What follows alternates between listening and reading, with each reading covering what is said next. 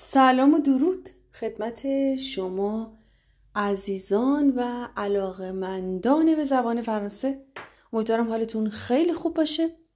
امروز روز 4 از چالش مکالمه در 30 روز برای بچه‌های مبتدی و سطح آیک هست. امروز قراره چند مکالمه رو در بانک با هم کار کنیم. دوستان اگر از این سبک ویدیوها خوشتون میاد حتما در لایک و کامنت به من اعلام بفرمایین. بی معطلی بریم سراغ ویدیوی امروز. خب بریم سراغ مکالمه اول که بین در واقع مشتری یک بانک لوکلیون و بین کارمند که یک خانم هست اتفاق میفته. لوکلیون: Bonjour madame. Bonjour madame. Bonjour madame. Je pense ouvrir un compte d'épargne, s'il vous plaît. Je pense ouvrir un compte d'épargne, s'il vous plaît. Je pense ouvrir un compte d'épargne, s'il vous plaît. خب بعد از سلام و احوال پرسی بچه پانسه به معنی فکر کردنه، اما توی این اصطلاح یعنی je voudrais، یعنی من میخوام ouvrir باز کردن، میخوام یه حساب پسنداز باز کنم لطفا. پس میتونست بگه je voudrais ouvrir un compte d'épargne, s'il vous plaît. Un compte d'épargne، حساب پسنداز، باز کردن حساب پسنداز. ouvrir un compte d'épargne. Bonjour madame, je pense ouvrir un compte d'épargne, s'il vous plaît. خب لامپلویه کارمند بانک که خانومم هست. لامپلویه: Oui monsieur. Oui monsieur. Oui monsieur. Vous avez des projets particuliers? Vous avez des projets particuliers. Vous avez des projets particuliers? برای کار خاصی، برنامه خاصی دارین که این حساب میخواین باز کنید؟ برنامه خاصی هست؟ یعنی به عنوان مثال برای خرید ماشینه، برای خرید خونه است، برای ازدواج. نوع حساب پسندازتون رو باید به آمپلوی کارمند بگید. Oui monsieur. Vous avez des projets particuliers. بچه پروژه یعنی همون پروژه که وارد فارسی شده، یعنی برنامه در دست، در واقع برنامه‌ای که شما تو فکرش هستید. و پارتیکولیه یعنی خاص. خب در واقع مشتری بانک میگه Ah oui, un jour j'achèterai une maison ou un appartement. Un jour j'achèterai une maison ou un appartement. Ah oui, un jour j'achèterai une maison ou un appartement. آره یه روزی میخوام خونه یا یک آپارتمان بخرم. در واقع از ساختار فوتور استفاده کرده، یعنی آینده ساده، فوتور سامپل. آره یه روزی خونه یا آپارتمان خواهم خرید. حتما اینجوری میشه دیگه. Un jour j'achèterai une maison ou un appartement. employé کارمند بانک میگه Quand est-ce que vous pensez réaliser ce projet? Quand est-ce que vous pensez réaliser ce projet? Quand est-ce que vous pensez réaliser ce projet? فکر میکنی این پروژه یا برنامه تو ذهن شما که همون خرید خونه و آپارتمانه کی تحقق پیدا میکنه، کی اجرایی میشه؟ غلیظه یعنی اجرایی شدن یا تحقق پیدا کردن. کان چه وقت، کی؟ quand est-ce que vous pensez réaliser ce projet؟ خب مشتری بانک جواب میده pas tout de suite. pas tout de suite. pas tout de suite. بچه ها tout de suite یعنی بلا فاصله، به زودی، همین الان، چند دقیقه دیگه مثلا. pas tout de suite به این زودی ها نه. pas tout de suite به این زودی ها نه. je dois d'abord faire des économies. je dois d'abord faire des économies. je dois d'abord faire des économies. dois devoir یعنی بایستن.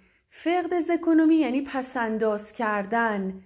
d'abord اول. من باید اول پسنداز داشته باشم، پسنداز کنم پولام رو. pas tout de suite. je dois d'abord faire des économies.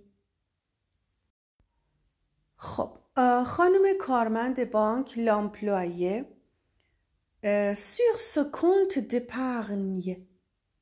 sur ce compte d'épargne. sur ce compte d'épargne. Quelle somme est-ce que vous pouvez mettre tous les mois? Quelle somme est-ce que vous pouvez mettre tous les mois? Quelle somme est-ce que vous pouvez mettre tous les mois? خب روی این حساب پسندازی که شما باز کردید sur ce compte d'épargne، روی این حساب پسنداز quelle somme، چه مبلغی، چه مقداری. بچه somme اینجا صرف فعل être نیست، اسمه، یعنی مبلغ، مقدار. quel چه مبلغی، چه مقداری.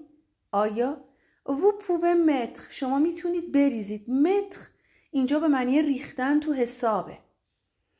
طول ماه هر ماه چقدر میتونید توی این حساب پسنداز شما واریز کنید. به معنی واریز کردن هم هست. متر از اون فعلاییه که چندین معنی داره، ریختن تو حساب یا واریز کردن به حساب. متر طول ماه، هر ماه. خب مشتری جواب میده 80 ou 100 euros maximum. 80 ou 100 euros maximum. 80 80 ou 100 یا 100 یورو حد اکثر میتونم واریز کنم. maximum 80 ou 100 euros maximum. d'accord. اینو کارمند بانک میگه. mais vous savez si vous souhaitez changer le montant il n'y a pas de problème. d'accord. d'accord. mais vous savez si vous souhaitez changer le montant il n'y a pas de problème. d'accord. mais vous savez si vous souhaitez changer le montant il n'y a pas de problème. خب خانم کارمند بانک میگه باشه، اما یه نکته هست، این رو بدونید. savoir یعنی دانستن. si vous souhaitez changer le montant اگر دوست داشتین که مبلغ واریزیتون رو تغییر بدین، پس souhaiter یعنی دوست داشتن، changer تغییر دادن، le montant مبلغ واریزی، il n'y a pas de problème مشکلی نداره. یعنی شما به جای 80 یا 100 یورو اگه یه زمانی دوست داشتین 200 یورو بریزین il n'y a pas de problème مشکلی نداره. D'accord, mais vous savez, si vous souhaitez changer le montant, il n'y a pas de problème.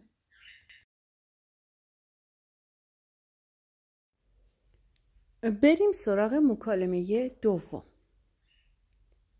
Ah, je n'ai plus de liquide. Ah, je n'ai plus de liquide. Ah, je n'ai plus de liquide. Je dois prendre de l'argent au distributeur. Je dois prendre de l'argent au distributeur. Je dois prendre de l'argent au distributeur.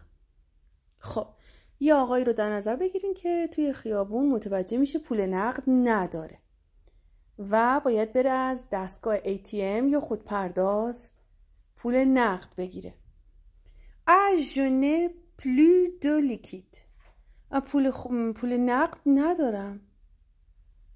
Je n'ai plus de liquide. پول نقدم تموم شده. پول نقد ندارم. بچه ها لیکید یعنی پول نقد. Je dois prendre de l'argent au distributeur.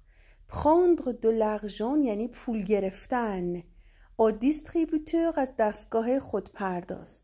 و فعل devoir هم یعنی بایستم. باید برم از دستگاه خودپرداز پول بگیرم.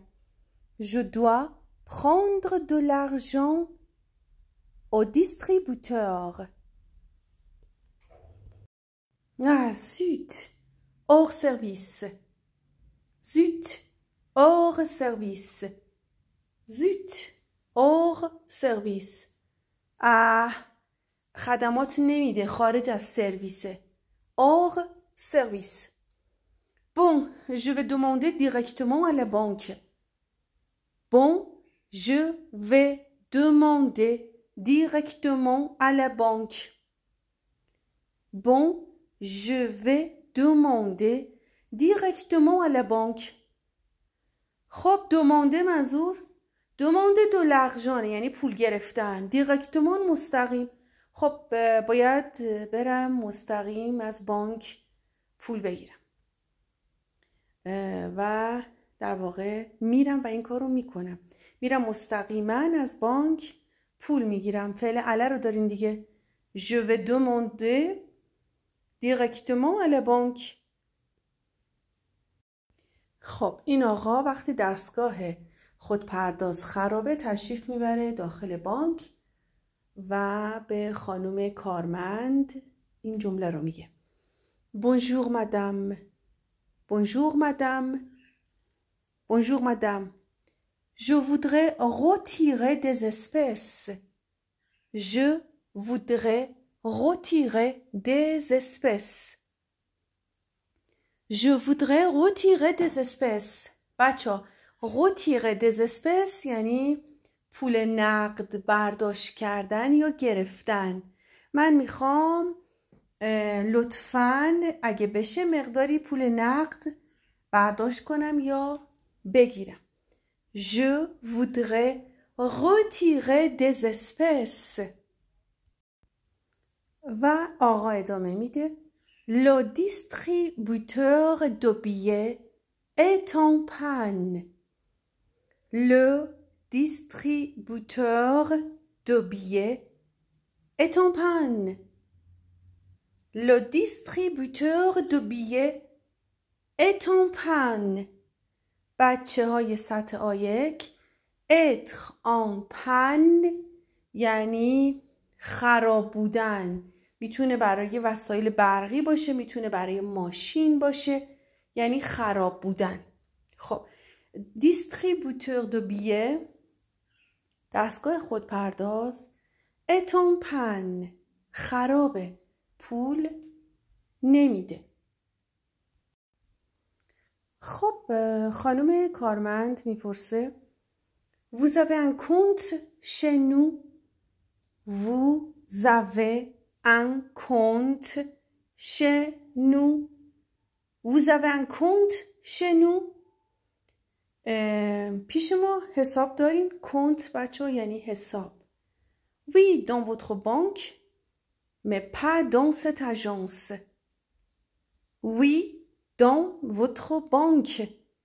Oui, dans votre banque, mais pas dans cette agence. Mais pas dans cette agence. توی بانک شما بله، اما توی شعبه شما خیر. D'accord. D'accord. Donnez-moi votre carte bancaire. D'accord. Donnez-moi votre carte bancaire. Donnez-moi votre carte bancaire. بچه دونی یعنی دادن. دونموا یعنی لطفاً به من بدید کارت بانکیتونو. کارت بانکر یعنی کارت بانکی. در واقع بانکر صفت اینجا. Donnez-moi votre carte bancaire. Quelle somme désirez-vous? Quelle somme désirez-vous? Quelle somme désirez-vous? گفتیم سوم یعنی مبلغ و اسم مذکره. چه مبلغی رو تمایل دارین بگیرین؟ دزیره یعنی دوست داشتن، تمایل داشتن. در واقع چه مبلغی رو میخواین بگیرین و بعضی وقتا توی مکالمات به معنی خواستنه. Quelle somme désirez-vous? دوست دارین چقدر پول بگیرین؟ 100 euros. 100 euros. 100 euros. 100 euro. و خانم کارمند بانک Voilà. Vous préférez 2 billets de 50 euros ou tout un billet de 20 euros? Voilà. Vous préférez 2 billets de 50 ou tout un billet de 20? Voilà. Vous préférez 2 billets de 50 ou tout un billet de 20? دو تا اسکناس 50 یورویی میخواین یا همشو 20 یورویی بدم؟ tout un billet de 20. همشو تو یعنی همشو un billet de 20 یعنی اسکناس 20 یورویی بدم. Voilà, vous préférez 2 billets de 50 ou tout un billet de 20? و مشتری بانک انگار 2 اسکناس 50 یورویی میخواد. 2 billets en 50, merci. 2 billets en 50, merci. 2 billets en 50, merci. 2 اسکناس 50 یورویی ممنون.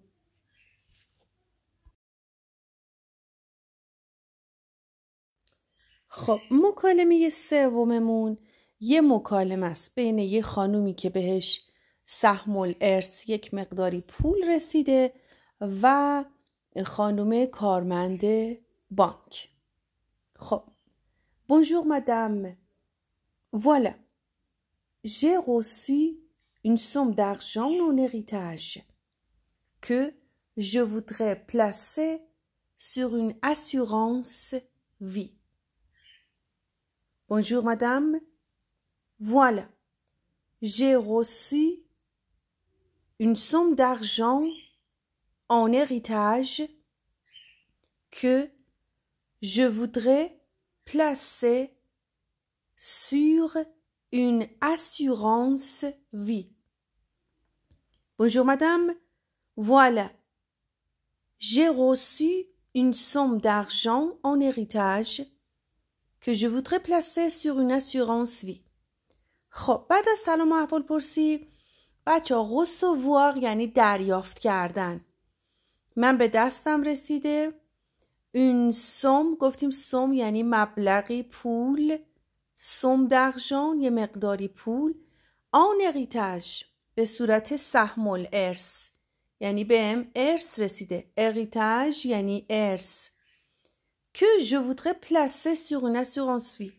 بچه ها placer de l'argent sur یعنی سرمایه گذاری کردن در. placer de l'argent sur سرمایه گذاری کردن در. placer de l'argent sur. حالا اگر بخواید در بیمه عمر سرمایه گذاری کنید، placer de l'argent sur une assurance vie. assurance vie یعنی بیمه عمر. placer de l'argent sur une assurance vie یعنی در بیمه عمر سرمایه گذاری کردن. و این خانم ادامه میده Qu'est-ce que vous pouvez me proposer? Qu'est-ce que vous pouvez me proposer? Qu'est-ce que vous pouvez me proposer? چی میتونید به من پیشنهاد بدید؟ proposer یعنی پیشنهاد دادن. مو که ضمیر مفعولی مستقیمه. Qu'est-ce que vous pouvez me proposer? و pouvez صرف فعل pouvoir یعنی توانستن. Qu'est-ce que چه چیزی را شما میتونید به من پیشنهاد بدید؟ خب خانم کارمند بانک چی میگه؟ Je vous conseille ce produit qui est un fonds de placement en euros très sécurisé. Je vous conseille ce produit qui est un fonds de placement en euros très sécurisé. خب بچه گفته که من اینو پیشنهاد میکنم. فوند دو پلاسمون ان یورو یعنی صندوق حساب سرمایه گذاری به یورو. چون پلاسه sur un fonds en euro یعنی در یک حساب ارزی شما سرمایه گذاری کنید یا حساب باز کنید. پس اینجا پلاسمون داریم دیگه اسمشه. très sécurisé. خیلی هم مطمئنه. Je vous conseille ce produit qui est un fonds de déplacement en euro très sécurisé. پس سرمایه گذاری در صندوق حساب ارزی یورو که خیلی هم مطمئنه. یک بار دیگه Je vous conseille ce produit qui est un fonds de placement en euro très sécurisé. Le taux garanti est de 3%. Le taux garanti est de 3%. Le taux garanti est de 3%. Mais il peut monter jusqu'à 4%. Mais il peut monter jusqu'à 4%. خب بچه لوتو گارانتی یعنی نرخ سود تضمین شده 3%. اما میتونه تا 4% هم افزایش پیدا کنه. il peut monter میتونه افزایش پیدا کنه بالا بره jusqu'à تا 4%. Le taux garanti est de 3%. Mais il peut monter jusqu'à 4%. مشتری میپرسه Est-ce qu'il y a des frais d'entrée? Est-ce qu'il y a des frais d'entrée? Est-ce qu'il y a des frais d'entrée? frais یعنی هزینه. باز کردن حساب. entrée یعنی باز کردن حساب. هزینه داره. Est-ce qu'il y a و est-ce qu'il y a یعنی آیا دارد. des frais d'entrée باز کردن حساب هزینه داره. خانم کارمند جواب میده oui mais ils dépendent de la somme que vous placez. Ils sont à 3%. Oui mais ils dépendent de la somme que vous placez. Ils sont à 3%. جواب میده بله. dépendre بچه یعنی بستگی داشتن. dépendre دو. بله. il یعنی در واقع هزینه ثبت نام بستگی داره de la somme به مبلغی که vous placez شما سرمایه گذاری میکنید. ils sont à 3% و معمولاً از 3% شروع میشه. ils sont à 3%. Oui, mais ils dépendent de la somme que vous placez. Ils sont à 3%.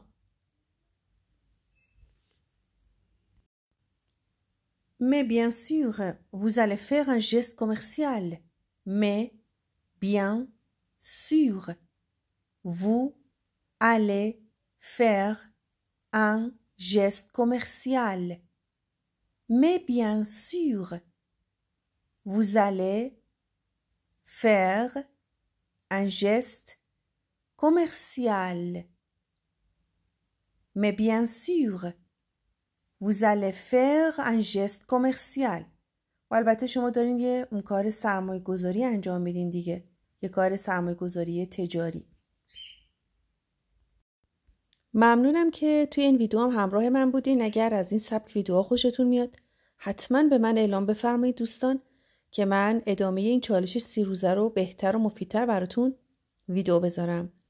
به امید دیدار شما. فقط یه نکته، مثل همیشه لایک و کامنت فراموش نشه.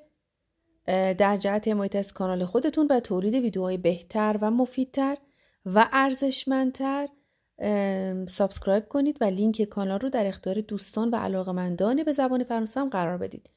خیلی ممنونم. Au revoir les sens prochaines. Au revoir.